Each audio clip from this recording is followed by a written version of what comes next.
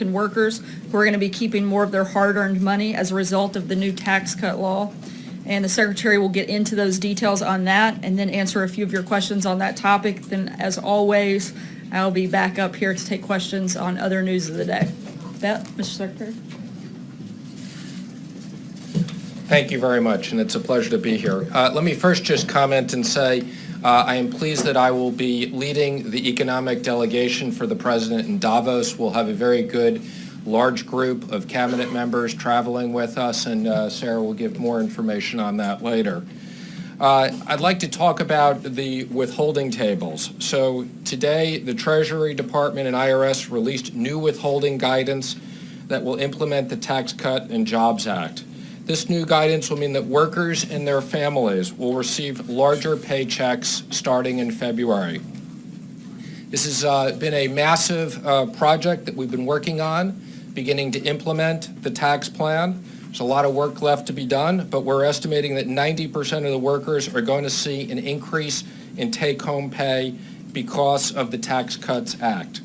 This historic legislation doubles the standard deduction, simplifies the filing process, lowers the rate for millions of middle-income Americans and their families. I want to acknowledge the Treasury's Office of Tax Policy and the IRS, who worked round the clock to meet our important objective to work with the existing forms and the existing systems. We want to minimize the burden on both employers and hardworking taxpayers in getting this implemented in February. This is just the first step in a three-step process. Next, the IRS will be releasing a new withholding calculator that will be available on irs.gov by the end of February. This will help provide individuals with certainty so that they are neither over-withheld or under-withheld and can plan their financial decisions. We have reviewed this very carefully, and based upon last year's withholding tables, approximately 76% of taxpayers were withheld so that they had refunds at the end of the year. We expect, based upon the new tables, there will be no material change in this number. We will encourage taxpayers to use the calculator when it is released, and we'll launch a marketing effort to make sure people understand that. Finally, I'd like to say that the Treasury and IRS will work together to release a new W-4 for 2019. We expect to release that later in the year. We will be meeting with employers, payroll providers to determine how to best to design the form to reflect the new law. And the IRS will continue to focus on simplification and a user-friendly process. These new tables will help deliver the tax cuts as soon as possible to as many Americans as possible with as little disruption as possible. This will continue to focus and fuel the optimism and economic growth that is returning to this country. I'd also like to highlight the announcement this morning from Walmart. We want to thank them. They will be increasing their minimum wages, issuing bonuses, and expanding family benefits for over 1 million employees.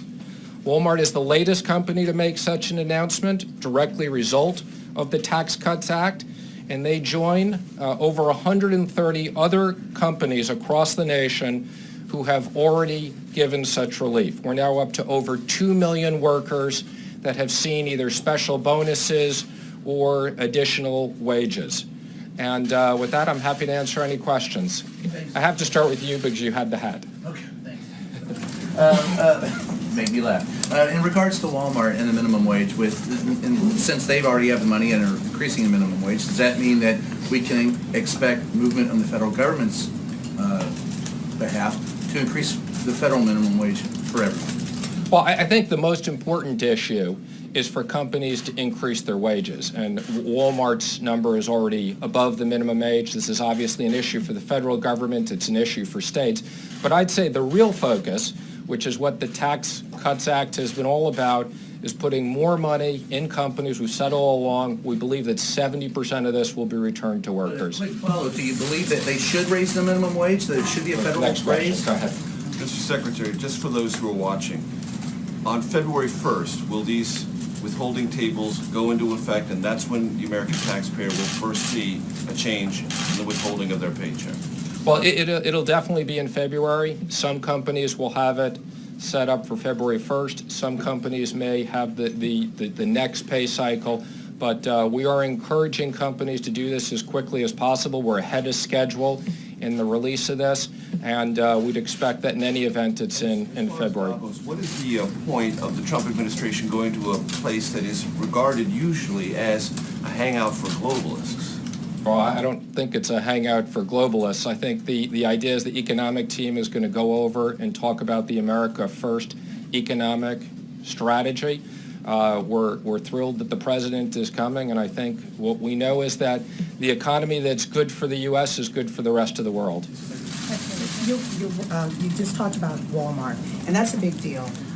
What has been the efforts with Walmart, with this administration, for them to raise their wages? Well, again, the whole purpose of the Tax Cuts Act was to put more money in companies so that they could compete competitively with international companies. I think you know we had one of the highest tax rates in the world. We taxed on worldwide income. We've changed that. I mean, this is really a revolutionary process. We thought it would be great for the economy, and we're thrilled with already the number of companies that we see reacting accordingly. Talking with Walmart on this, how long have you been talking? We've been talking with lots of companies for a long time, and we're thrilled with how people are responding. Yes. Thank you, Mr. Secretary. You are using an outdated, or the system will use an outdated W-4 form for this year. You will encourage people to go on to a calculator on the IRS website to maybe try to figure things out. Taxes are messy to begin with. How is this not going to lead to, in one way or another, some sort of implementation mess? Well, you know, I give an enormous amount of credit for the team at Treasury and the team at IRS who have literally been working around the clock through the holidays. As you mentioned, we had an existing form, we had existing technology. We had to figure out how to fit this in this format. The fact that we've been able to keep the same percentage of people that get refunds, we wanted to make sure that people weren't over withheld or under withheld. So we ran lots of models to run this. That's phase one. Phase two, as soon as the calculator comes out, the calculator will work with the new tax system, child tax credits, $10,000 deduction, so a taxpayer can see, do I have the right number of exemptions that are filed, or should I adjust that? And then, as I said, we're going to work on a super user-friendly form that fits the new tax system. We're going to try to do that. I want to make sure we get a lot of feedback as we design that and update this. I guess when people hear a three-step implementation process of a massive tax system, in no way this was rushed to try to get this out there for paychecks in February? Absolutely not. I mean, we update the withholding tables every year. You know, there's more work, but again, our objective is to get people money as quickly as they can. 90% of the people will see changes. Yes, in the back. Thanks, Mr. Secretary. I just want to be clear. It sounds to me like you are saying that the administration's policies are partly responsible for the Walmart wage rise, but that the layoffs are nothing to do with you. Am I understanding that correctly, and is that not inconsistent? What I'm saying is the administration's economic policies are a function of what we see, growth and investment. Different companies will do different things. Some companies will invest capital. Some companies will return money to workers. Lots of things are going on in the economy, and we appreciate what Walmart's doing. Yes. Thank you, Mr. Secretary. Last year at Davos, Chinese leader Xi Jinping made a speech, and he talked about isolationism not necessarily being a good policy for most countries around the world, and sort of was viewed very much as China making an entreaty to the global economy, saying, hey, we're open for business at a time when other countries are turning inward. Is the president going to respond to that line of argument when he goes to Davos? What's he going to say when he's there? Well, I think you've heard a lot of the president's messages. I expect that they'll be consistent. I expect the president will talk about trade, reciprocal, free, and fair trade. We've obviously been very clear with the Chinese on the issue that we have with the trade deficit, making sure that U.S. companies can compete fairly, and the president will talk a lot about his economic program and the impact on the global economy. Thank you, Mr. Secretary. Staying with trade, can you give us an update on the negotiations over NAFTA, and how concerned is this administration over the fact that Canada has recently made a complaint to the WTO, and that Mexico is concerned that this administration will, in short order, withdraw from NAFTA? We gave the president an update this morning on trade. I think he's very pleased with where things are going. Ambassador Lighthizer is doing an amazing job renegotiating NAFTA, and we expect that will be renegotiated or we'll pull out. Mr. Secretary? Yes, Mr. Secretary, I know you've had a lot going on with taxes, but since we have you here, could you give us an update on Treasury's progress on this list of Russian oligarchs that Congress had asked for? I believe we were expecting it sometime in January. Can you let us know where that's at? We're working on it as we speak. It should be released in the near future, and it's something we're very focused on. Yes, Mr. Secretary, if I heard you correctly, you're predicting that there won't be a great increase decrease rather in the number of American taxpayers who used to get a refund, basically the same number will still get a refund that have been expecting to get a refund all along. Is that correct? That is correct. Again, what we're... And then can you then address the Democrats' charge that you all are juicing this? Again, I think this is another ridiculous charge. That's why I specifically want to make clear that there won't be a change in that number. We have people who have worked very carefully on this. Our objective is not to have taxpayers over-withheld so that they owe money at the end of the year. As I've said, we have a system, 90% of the people will get money, the same number of people will get refunds. And we're going to actively encourage and make sure that taxpayers understand how to go onto the calculator once it's up and running. We'll work with payroll providers, we'll work with companies, we'll do education sessions so that taxpayers are properly withheld. Are you expecting any new sanctions on Iran to come from Treasury? I am expecting new sanctions on Iran. We continue to look at them. We've rolled them out, and I think you can expect there will be more sanctions coming. Thank you, Mr. Secretary. Leaders in some states, Connecticut, New York, New Jersey, are talking about ways to limit the impact of the SALT scale back, such as letting people pay their property taxes in a way that would then be charitably deductible. Is the administration going to try to halt any of those efforts, and how are you responding to that? Well, let me just say again, from the Treasury standpoint and IRS, I don't want to speculate on what people will do, but I think it's one of the more ridiculous comments to think that you can take a real estate tax that you're required to make and dress that up as a charitable contribution. I hope that the states are more focused on cutting their budgets and giving tax cuts to their people in their states than they are on trying to evade the law. Thank you very much, Mr. Secretary. As the national debt clock approaches $21 trillion, I have a few really quick questions. First of all, is this something that the administration is concerned about? Again, I think we've said under the last administration, the debt has gone from $10 trillion to $20 trillion, and of course we're focused on the debt, and that's why we're focused on economic growth. This tax plan was about economic growth that will create more revenues for the economy and more tax receipts for the government. What can we realistically expect the national debt to be by the end of and I hope this is not hypothetical, but by the end of the president's first term? I don't have a projection for that right now, but thank you. Thank you, Mr. Secretary. You talk about the tax being flatter and 90% of the taxpayers benefiting from it. Yet, it would seem that under those circumstances, you're going to eliminate a lot of the deductions which so many small businesses and self-employed business people depend on. Is there really a major cut in deductions, and how do you expect that will play with the small business community?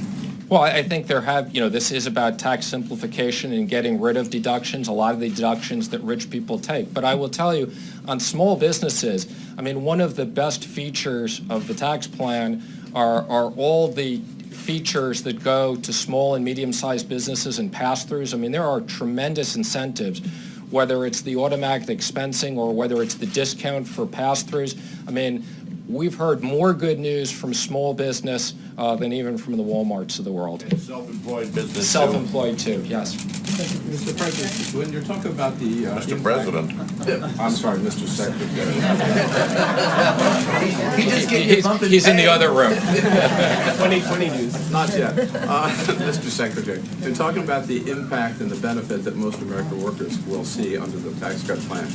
Wouldn't this be a good day for the president to release his tax returns so we can see how he benefits from the tax cut bill? And have you recommended that? Again, I've had this question before when I've been up here. I'll say the same thing. I'll give you the same answer I gave you last time. I think that there's a ton of financial disclosure that the president has given the American people. They voted for him. He's the president. I think people are happy with that, and the president will decide what he wants to do. Yes, what does the administration hope to achieve with these additional sanctions on Iran?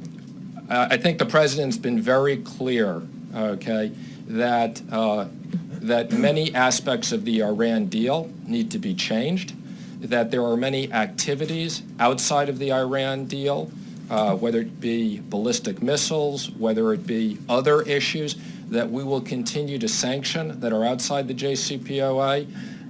Human rights violations. We couldn't be more focused. We have as many sanctions on Iran today as we have on any other country in the process, and we'll continue to look at things. Mr. Secretary. Thank you, Mr. Secretary. Just two quick follow-ups to a couple of questions that have been asked. On Ann's question related to the Democratic charge about the issues that could come up next year, are you at all, just yes or no, is there any consideration given to the midterms when you guys ensure that the implementation of this would happen in February and not, for example, later to give you more time to sort all this out? Again, let me just explain. The IRS issues tables every January. We knew we were changing the tax bill, so it obviously made sense to wait from January to February so that we gave people time to institute this. Any claims that we're doing this for political issues are ridiculous, okay? I'd also make a comment, the Democrats made a bunch of noise about our numbers and tax policy. The Inspector General just came out with a report that made very clear there was no political interference in this and how we ran these numbers. So I would hope the Democrats are focused on doing things that are good for the economy and the American people. And then just to follow up on Davos, too, with Major's question on Amon's, you talked about the message being consistent that the president will deliver in Switzerland. But obviously, one of his big messages has been aimed at middle-class Americans. He got elected on this populist platform. I'm hoping you can explain how it's consistent to take members of his cabinet, many of whom are very wealthy, to go rub elbows with a bunch of other very wealthy people in Switzerland. Can you explain the consistency on the message? I can assure you that the members of his cabinet have no interest in going over there and rubbing elbows with anybody. This is about meeting business leaders. This is about meeting our counterparts. This is all about creating jobs, creating economic growth for the U.S. As you know, there's tremendous investment in the U.S., okay? There's tremendous trade deals going on. I think we've been very clear, and the president has delivered. Look where the stock market is again. The president is delivering for American workers. So this trip is all business. I can assure you it has nothing to do with anything other than that. Mr. Secretary, can you please say, when it comes to charitable giving, people worry that the new tax code with the higher standard deduction could limit giving to charities. Do you share that concern? I don't share that concern at all, and I would say quite the opposite, that we've raised the limits that rich people can give to charity to encourage charitable donations. So I'll take one more question in the back. Thank you, Mr. Secretary. Will the president decide today on the Iran deal, and do you anticipate that he will waive sanctions like he has done in the past? I am not going to make any specific comments on that. It is still under discussion, and I know the president is contemplating his recommendations. Thank you very much, everybody. Thank you, Mr. Secretary. Thank you, Secretary Mnuchin. Just a quick addition, because I know all of you are wondering about that Walmart announcement. It is based in Arkansas, so just in case anybody clear that up, because I knew you guys were going to ask. In all seriousness, the tax law is already having an incredible impact on American workers and families, and this is only the beginning of what people have to look forward to in the Trump economy. 8 days from now, funding for essential government operations will run out. Unfortunately, Democrats are continuing to refuse to fund our troops and other important national security priorities that keep our people safe. Some Democrats are beginning to realize how irresponsible this is. Just yesterday, Senator Whitehouse said that funding the government should not be tied to immigration, that they should be separate issues. Threatening a government shutdown like that would be, in his words, counterproductive. What's interesting about this is that it's the position most Democrats, including Senate Minority Leader Chuck Schumer, held right up until the moment Donald Trump became president. Democrats should stop making our brave troops and essential government functions political pawns in their swamp games. They should stop their obstruction and work with Republicans to fund the government. Looking ahead to tomorrow, the president will receive his annual physical at Walter Reed. Dr. Ronnie Jackson, the president's physician, will conduct the exam, and Dr. Jackson has been a physician to the president for 3 consecutive administrations. He will release a statement tomorrow after the exam, and then will join me here in the briefing room next Tuesday to give a detailed readout and answer a few questions. And with that update, I will take your questions.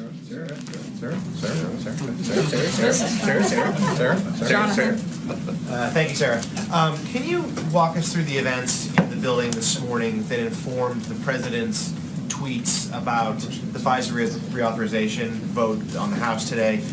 They seem to be took different positions at different times. And as a follow-up to that, what do you say to the idea that having these seemingly in conflict stances undermines the administration's ability to get an agenda done? We don't think that there was a conflict at all. The president fully supports the 702 and was happy to see that it passed the House today, but he does have some overall concern with the Pfizer program more generally. The president doesn't feel that we should have to choose between protecting American citizens and protecting their civil liberties. He wants to do both, and that's exactly what he's going to do. We don't see any contradiction or confusion in that. Roberta? A quick question about Dr. Jackson's statement. It'll come tomorrow after the Yeah, it'd be exam kind of on tricky paper? if it came before. No, but it'll come tomorrow though, right? Yeah, he'll put out a brief statement, but we'll take the weekend to compile the rest of the results, And lab results, things like that, and he'll join me here on Tuesday to give a detailed readout of the president's exam and then answer a few questions from you It's on guys. Walmart, if I might, just because it's in Arkansas.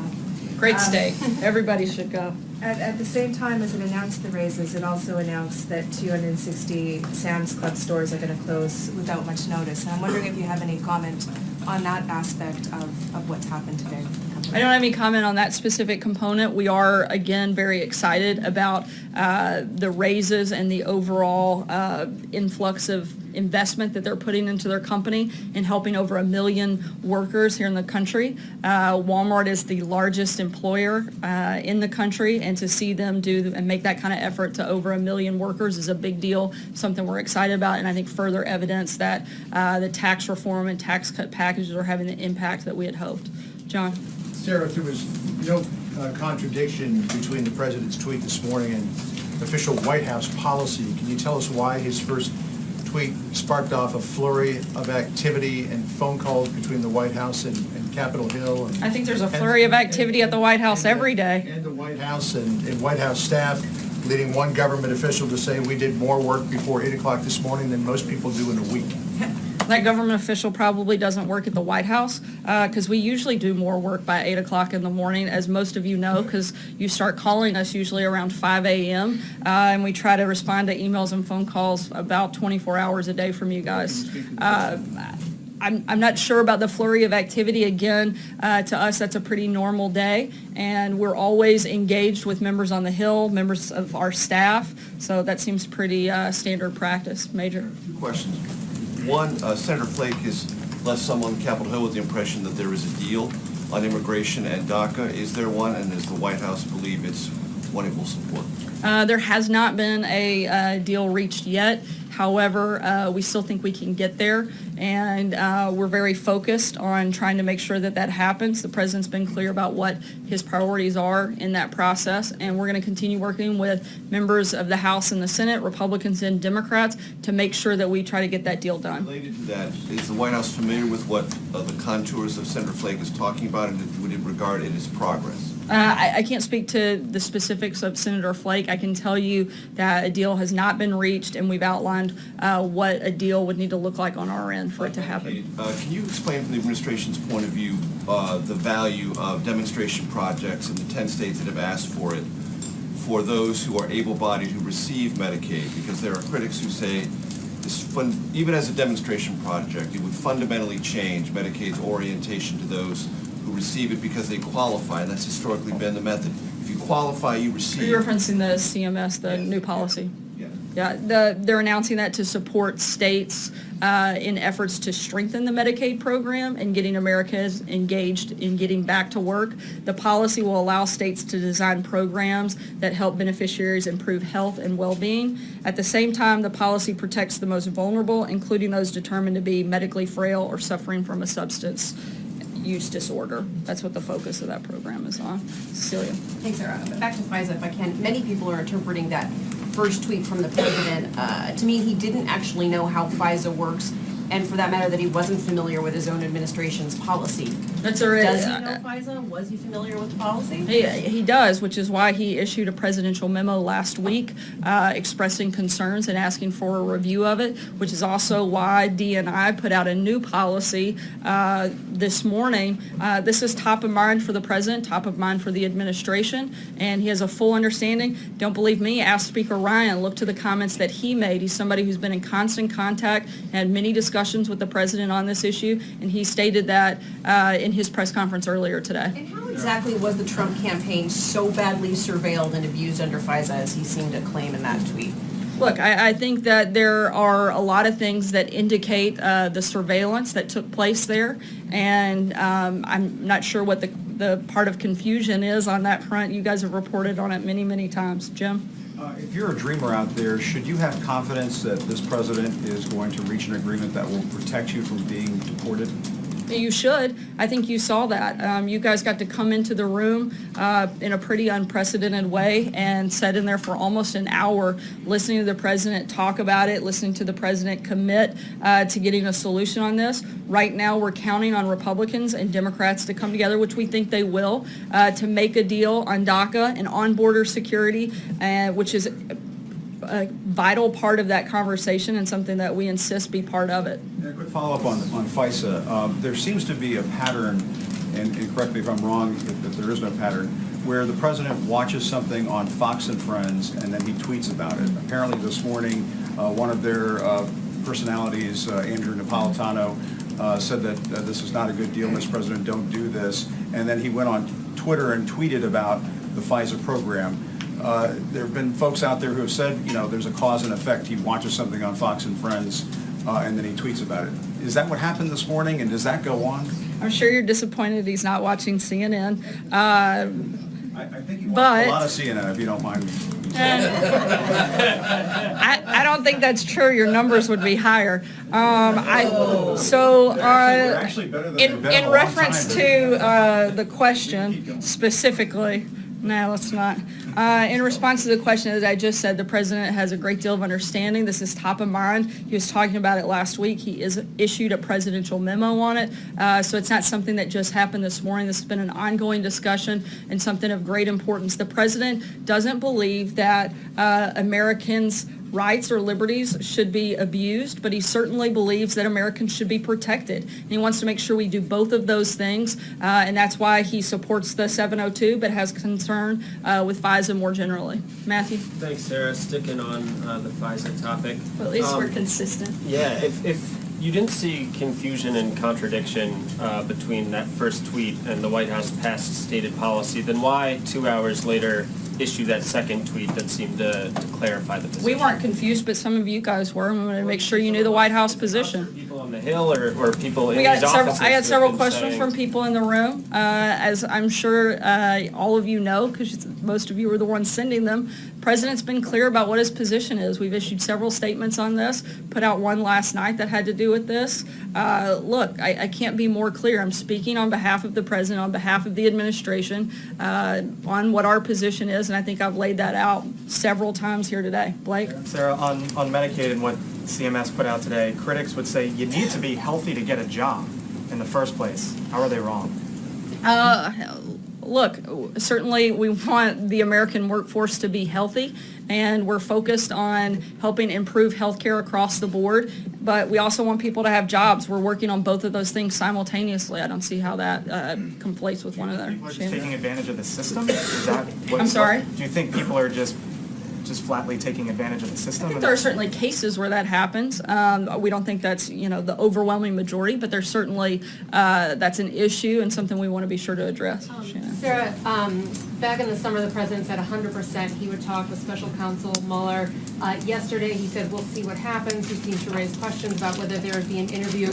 What's changed between the summer and now and the president's thinking about speaking with Robert Mueller? Nothing's changed. We're going to continue to be fully cooperative with the special counsel as we have been. However, the president and his personal attorneys are going to discuss this matter with the office of the special counsel, not reporters, and that's going to be the process that we follow. Dave? Those discussions are still going on? We're still cooperating fully with the special counsel, yes. Dave, go ahead. Back on the tax cuts, you mentioned that the Walmart bonuses are having the impact that you had hoped. As you know, Republicans alone in Congress passed the tax cuts. Democrats didn't vote for it at all. Why do you We think that's sad. We wish they had. How do you explain then that almost twice as many Republican incumbents are quitting Congress this year as opposed to Democrats? Look, it's a midterm election, but we fully anticipate moving forward with strong House and Senate Republicans. Whether it's this year or next year, we're still focused on getting things done for the American people. And I really can't weigh in too much on specifics of the election or the midterms, but we feel really comfortable with where we are, and certainly with the record of success that we've had in 2017 to be able to run on that in 2018. Stephen? Sarah, I am still confused about the timing of the tweet this morning, because it was 7:30 this morning, and the president referenced the fact that the House was going to vote today on this controversial FISA bill. He said that he intimated that under FISA, his campaign was abused. Why would he do that this morning? The morning of the House vote on a program that he so cares about and wants. As I said, it was top of mind. DNI also put out a new policy on FISA this morning. This is something that's been ongoing, a regular topic of discussion, and the president wanted to put something out. There's not much more than that. Sarah, I'm not sure I got a clear answer from the Treasury Secretary to my question about what this administration hopes to achieve with additional sanctions on Iran. So I want to give you a crack at that. I'll wait until additional sanctions are made before I weigh in on what that would look like, but as the Treasury Secretary said, we anticipate that that's likely to happen, and we'll keep you posted as it does and what that process will look like. Michael? Yeah, we haven't made a final decision on JCPO. Ones would be outside of that. Obviously, yeah.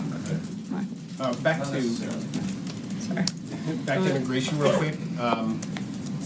Yesterday, I guess, a group of House Republicans put out an immigration plan that would deal with DACA, but would also do a whole lot of things that weren't kind of under the umbrella of the four things that you guys outlined in the meeting yesterday. Was that helpful? Was that not helpful to getting to a deal ultimately? Does the president wish that they take that off the table so that you can focus on what might be happening with Senator Flake or others in the Senate? How does a competing package? We think it's a great starting point. We think it's a great place. Even though it went beyond what the parameters that the president very specifically, and then you later after He the laid meeting out set the things he felt had to be included, not just what could be included. Certainly, we think that this is a good starting point, part of the negotiation process. If we could get everything done, we think that's much better than just getting part of it done. But we're okay with getting a deal done as long as it falls into the parameters that the president laid out. But he understands, right, that adding the extra things are what makes what has the potential to make this more difficult, because various constituencies think of those things as poison pills that are actually going to. I think that's why it's called a negotiation. Everybody puts everything on the table they want. You figure out what you're not willing to give up, which we've laid out, and you try to come out with everybody winning, which that's what we're hoping to do, both Republicans, Democrats, the House and the Senate. We've laid out those non-negotiables for us, and we're going to move forward in that process and hope to get there. By the next week or so, or do you? I'm not going to put a time frame on it, but we certainly hope to get it done. I think the priority is making sure that we get it done and we get it done right.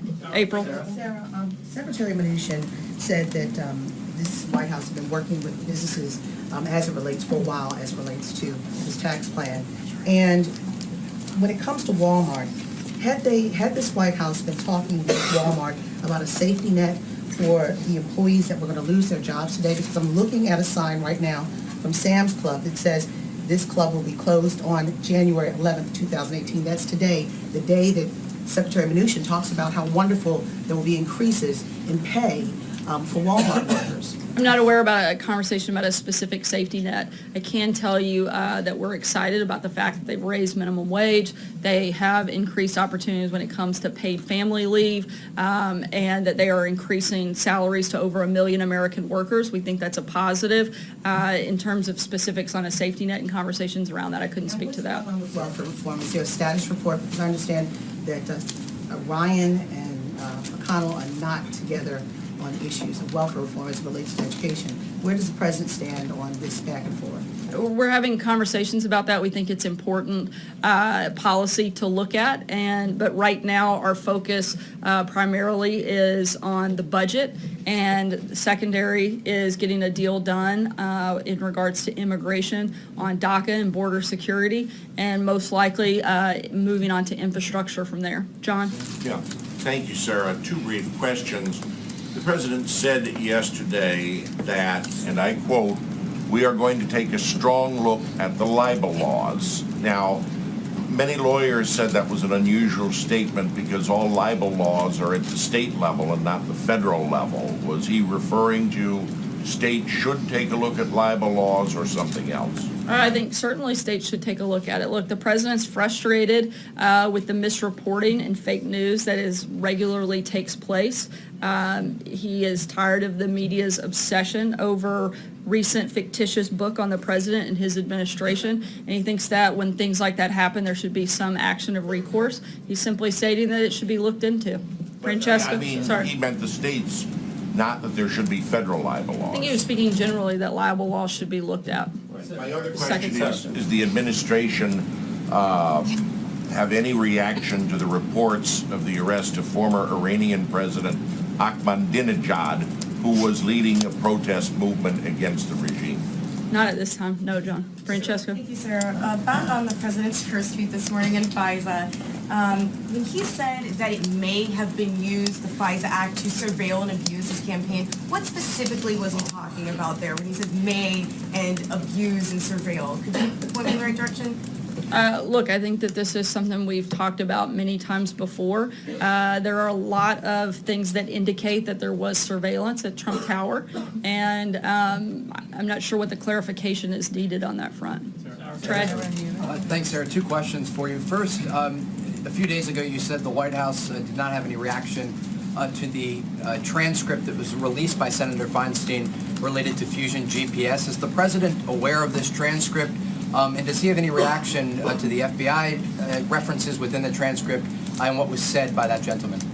We certainly think it's a gross overstep by Senator Feinstein to release that transcript. There's been a lot of comments about obstruction of justice, and frankly, the only people that we've seen trying to influence the investigation are former Director Comey and Democrats in Congress, and that would include Senator Feinstein, Representative Schiff, who have both selectively leaked to the media witness interviews. We see that to be a big problem and something that should certainly be considered and looked at. My follow-up question, today Ecuador announced that it's granting nationality to WikiLeaks founder Julian Assange.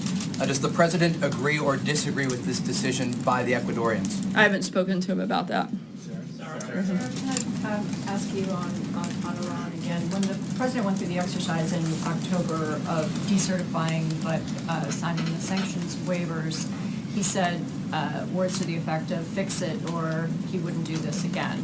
The fix was supposed to include some legislation which hasn't happened yet. Is the president comfortable with where the fix-it part of this process is right now, and what is his feeling about what a fix would look like? Look, the president still strongly believes this is one of the worst deals of all time. And one of the single greatest flaws is that its restrictions leave Iran free in the future to openly develop their nuclear program and rapidly achieve a nuclear weapons breakout capability. Obviously, we see big problems with that. The administration is continuing to work with Congress and with our allies to address those flaws, and we'll keep you guys posted as a decision on that front is made. Hallie? Thanks, Sarah. I want to ask actually about offshore drilling, but before I do, I'm hoping you can clarify something that you said a couple of times now, which is that a lot of people were confused by that tweet. So Mike Pompeo, Actually, Tom I didn't say a Bossert- lot of people. You guys said a lot of people were confused. What was, we weren't confused, but some of you were, is Some what of- you said. yeah. Yeah, so I want to ask about that, because Mike Pompeo was obviously out talking about this, pushing for this. Tom Bossert, a lot of people in the president's administration were representing the president's position on this, that he wanted this to pass. His tweet today was confusing. It was contradictory. It just was. So how are people supposed to trust, not us as reporters, but lawmakers, stakeholders, policymakers, that the people representing the president's position actually are? I think that the premise of your question is completely ridiculous and shows the lack of knowledge that you have on this process. I've tried several times. I'll do it a 10th time here. Look, the president supports the 702, but he has some very strong concerns about the FISA program more generally.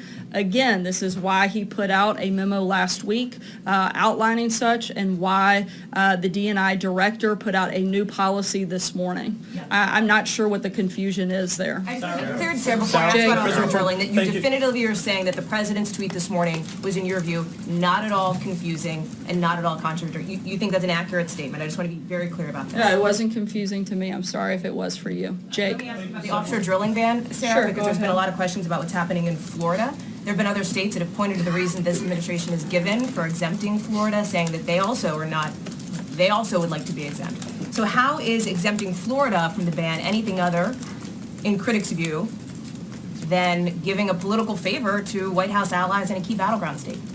Look, the president is a massive advocate for America not just being energy independent, but being energy dominant. That's just part of that process is the offshore drilling. It's why it's opened up for public comment. These are going to continue to be negotiations. We're going to continue to look for places and ways that we can make America more energy dominant. If that's one of them, then we're going to continue forward in that process. That's why we've opened up drilling in Anwar, the Keystone Pipeline, and cut a lot of job-killing regulations that have to do with that. We're going to continue moving forward in that process. It's an open comment period, and we'll continue to talk with other stakeholders as we make decisions for other areas and other states. Jake? Not a political favor. Thank you, Sarah. I am not aware of any political favor that would have been part of, so no. Jay. Thank you, Sarah. On prison reform, the president recently commuted the sentence of a first-time offender, a father of 10 children, who had been sentenced to an excess of 27 years. What kinds of injustices does the president view as priorities? Look, the president is looking, one of the big topics of conversation for today specifically is looking at reducing the rates of recidivism, specific to helping reduce violent crime. This is a beginning conversation. This is to a listening session, and we're going to continue working through this process. But that was the number one topic at today's meeting, and that's the big priority he has on that front at this point. There have been reports out, and if you can please clarify, what is Mr. Kushner's role in the prison reform initiative exactly? He's helping lead that conversation and put stakeholders together from a number of different areas that have expertise on this matter. I'll take one last question. Anita? Can you just, going back to immigration, can you just shed a little bit of light on what the holdup is? Members of the Republican Party were in the negotiations. They're the ones who are saying they agree with Democrats. The administration has been in the meetings, at least some of them. So what do you all not like? I believe there's only one member that said that there was a deal reached, and the other members are well in sync on the same page that we haven't quite gotten there, but we feel like we're close. And again, we're going to keep having these conversations. The president had a meeting here today with a number of members, both from the House and Senate, Republicans and Democrats, as a follow-up discussion on immigration. And again, we feel very strongly that we can get a deal made. One piece that the president talked about missing, is that the issue, or is there not enough funding? Can you shed a little light? I think it's Democrats agreeing to the other side of the deal. I think that's where we are. And again, we're confident and feel like we're going to get there. Thanks so much, guys. Was the president directly involved in the